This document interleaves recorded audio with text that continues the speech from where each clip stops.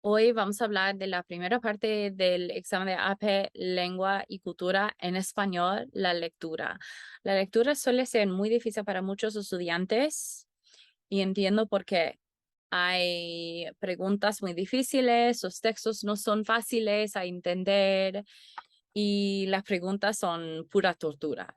Entonces, ¿qué deberías hacer para sacar un 5? Primero, hay 4 tipos de texto en esta parte del examen.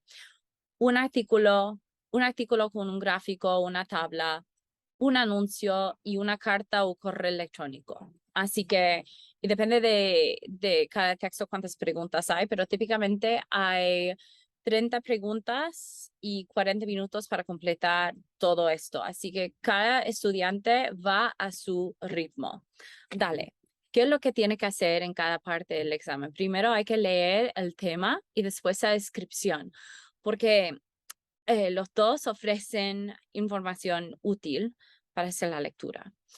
Además, deberías leer solo el texto, las preguntas después, porque no quieres prever las preguntas y pensar en las posibles respuestas mientras lees el texto. Quieres leer sin pensar en lo que tú tienes que contestar. Después, puedes volver a las preguntas y al texto para encontrar las respuestas que no van en orden. Es muy, muy raro que las preguntas y las respuestas en el texto vayan en orden. Así que ojo a eso.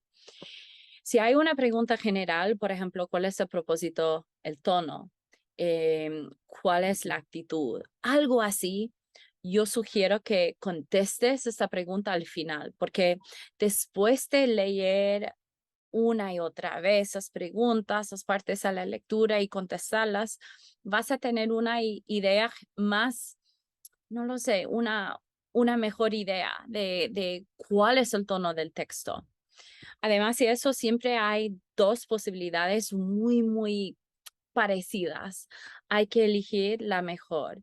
Y a veces está bien saltar una pregunta para volver a contestar esa pregunta para poder tener el tiempo, pensar un poco más, reflejar y está bien, pero yo sugiero que no pases demasiado tiempo en una lectura, especialmente si es una lectura tan chiquita, porque el tiempo vuela y es necesario terminar todo, porque todo vale un punto. No es como si fuera el examen de SAT o algo así, en que si no contestas una pregunta, no pierdes puntos.